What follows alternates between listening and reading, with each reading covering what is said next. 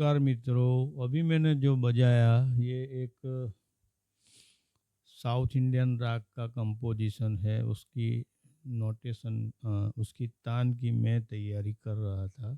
मेरे पास कहीं से नोटेशन आए हैं तो मैं उसकी तैयारी कर रहा था, तो उसमें मुझे एक चीज़ दिखी जो मैं पहले सीखा हुआ हूँ और मैं अक्सर आपको बताता रहता हूँ छंद के बारे में और पलटा प्रैक्टिस के बारे में कि भाई हमें पलटा प्रैक्टिस अलंकार वगैरह क्यों करना चाहिए।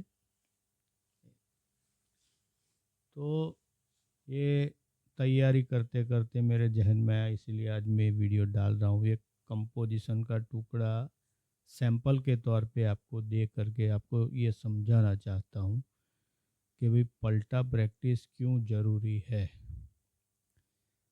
यहाँ मैंने एक कंपोजिशन जो बजाया है उसके नोट्स आपकी स्क्रीन पर है, जो सीधे सीधे अद्धा ताल में निबद्ध है।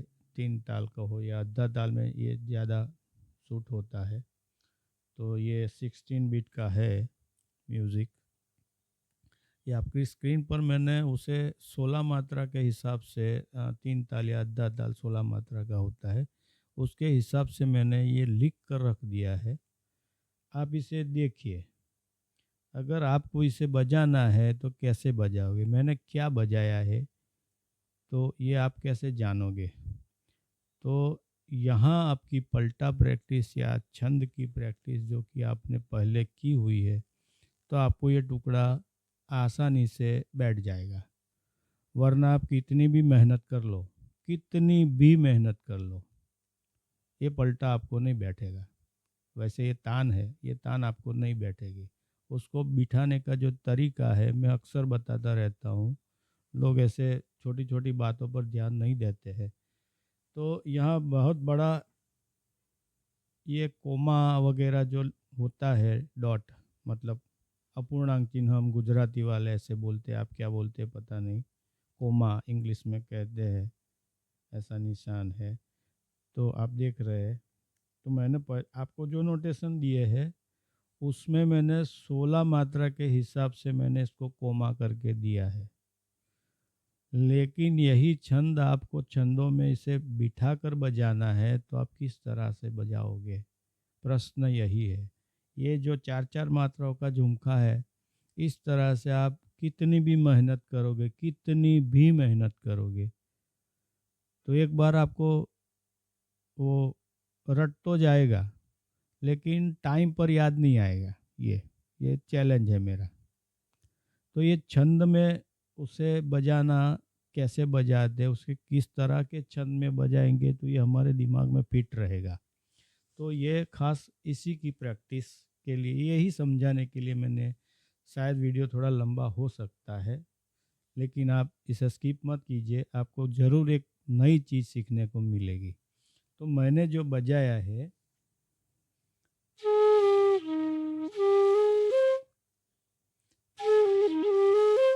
सा नी प 3 शब्द, नी सा ग फिर 3 शब्द, ये जो पैटर्न है ये हमारे बेसिक अलंकार में भी आते हैं। तो ये पैटर्न आपके दिमाग में रहेगा। तो मैंने जो बजाया है,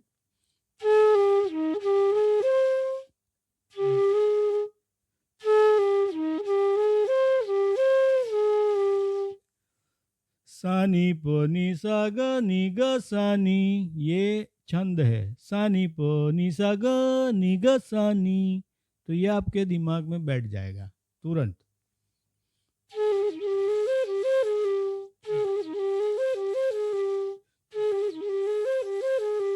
सानी प नी सा ग नी ग सा नी, 3 3 4, फिर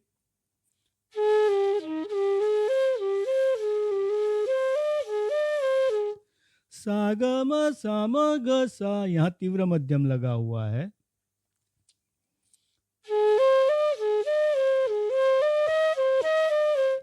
ग म प ग प म ग, ये आपने अभ्यास किया होगा शायद, अगर नहीं किया है तो करना पड़ेगा। ये अलंकार पलटा का।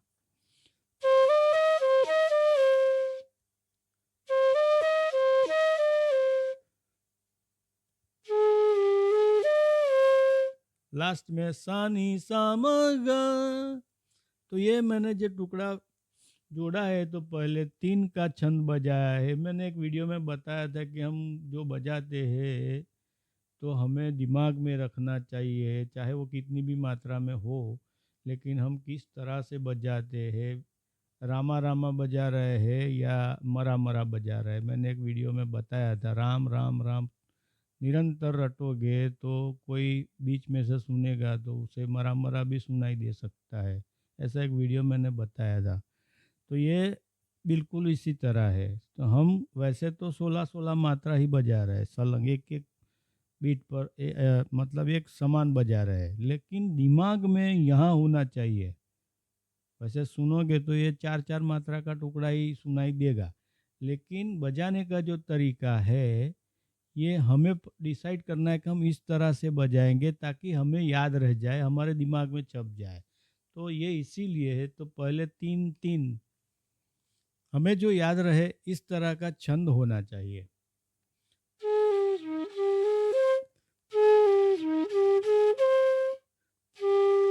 सानी पनी सा ग नी ग सानी, ये याद रह जाएगा।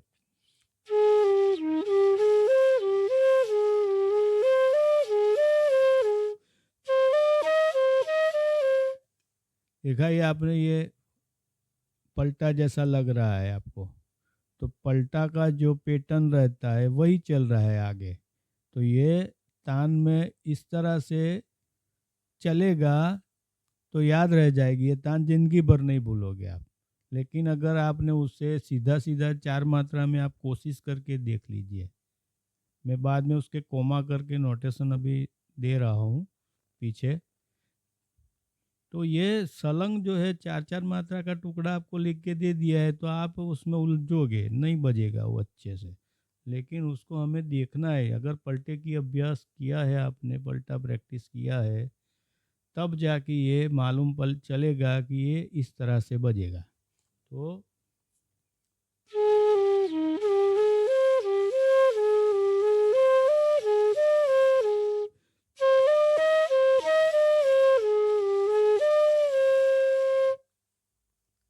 आई बात समझ में?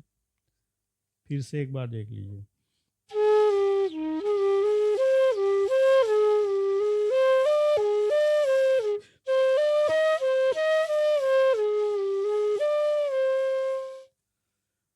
तो ये दूसरा नोटेशन जो आपके स्क्रीन के सामने है, इसे ध्यान में रख के बजाएंगे तो ये 16 मात्रा के अंदर अर्धा ताल या 3 ताल में बिल्कुल सटीक बैठ जाएगा और आपके दिमाग में भी बैठ जाएगा। उससे पहले आपको टुकड़ा टुकड़ा बजाना पड़ेगा, उसको याद करना पड़ेगा, अगर आपने नहीं किया है अभ्यास तो।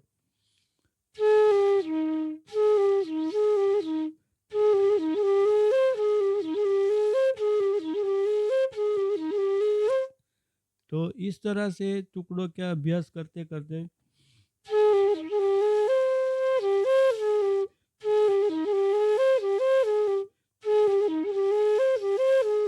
सानी पनी सा ग नी ग सानी, सानी पनी सा ग नी ग सानी।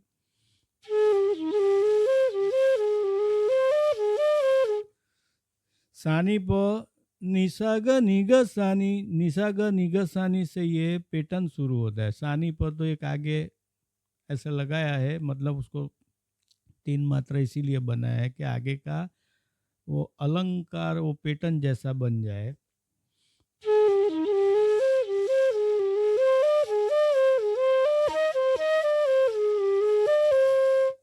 सानी सामग, सानी सामग जो टुकड़ा है वो ठीक ठीक है, वो दिमाग में बैठ सकता है। और इसका अलंकार भी शायद आपने रटा होगा, बेसिक अलंकार में आता है सानी साम, सानी सारे, सानी साग या सानी साम, ये वो राग के हिसाब से आता है। तो ये कोमा बहुत महत्वपूर्ण कोमा है, उसे आपको ध्यान में रखना चाहिए। तो उसे जब भी आप नोटेशन लिखते हैं तो आप देखिए कि उसमें कोमा कहाँ कहाँ पर है, तो उसे इस तरह से बजाएंगे तो वो दिमाग में जल्दी बैठ जाएगा। लेकिन अगर आप उसे ये दूसरा जो पहला नोटेशन मैंने बताया था उसमें सीधा सीधा 4 मात्रा के बाद कॉमा लगा है। 16 मात्रा हमें कंप्लीट गिननी है तो सब लोग इस तरह से लगाते हैं कोमा, लेकिन ये कोमा लगा के आप इसी तरह से बजाएंगे तो ये पलटा, ये तान है वैसे ये नहीं बजेगा। आप बजा के कोशिश कीजिए, बज तो जाएगा लेकिन याद नहीं रहेगा, बहुत उसे याद करने में भी बहुत मुश्किल होगा। अगर ये अलंकार आपने धीमे धीमे यही छंदों में ये पलटा मतलब ये तान अगर आपने धीरे धीरे यही छंद के हिसाब से आपने 10 बार बजा दिया धीरे से, तो यकीन मानिए आप आगे फास्ट भी बजा लोगे और आपके दिमाग में तुरंत घुस जाएगा। तो आज के लिए इतना। ये वीडियो अच्छा लगे तो लाइक ज़रूर कीजिएगा, और जो लोग बांसुरी सीख रहे हैं उसे ये फॉरवर्ड ज़रूर कीजिएगा। ये बहुत महत्वपूर्ण जानकारी है जो बड़े बड़े कलाकार भी नहीं बताते हैं। उसके पास है सब ज्ञान है, बड़े बड़े कलाकार अपना वो सब चलाते हैं, ऑनलाइन क्लासेस भी चलाते हैं, लेकिन वो कुछ ऐसी जानकारी आपसे शेयर नहीं करेंगे। तो जो फ्लूट सीख रहे हैं उसे आप कृपा करके शेयर कीजिए, तो ये आपके सोचने का ढंग बदल जाएगा ये अगर आप अभ्यास करेंगे तो, और स्वरों को देखने का नज़रिया आपका बदल जाएगा। आज के लिए इतना ही, धन्यवाद।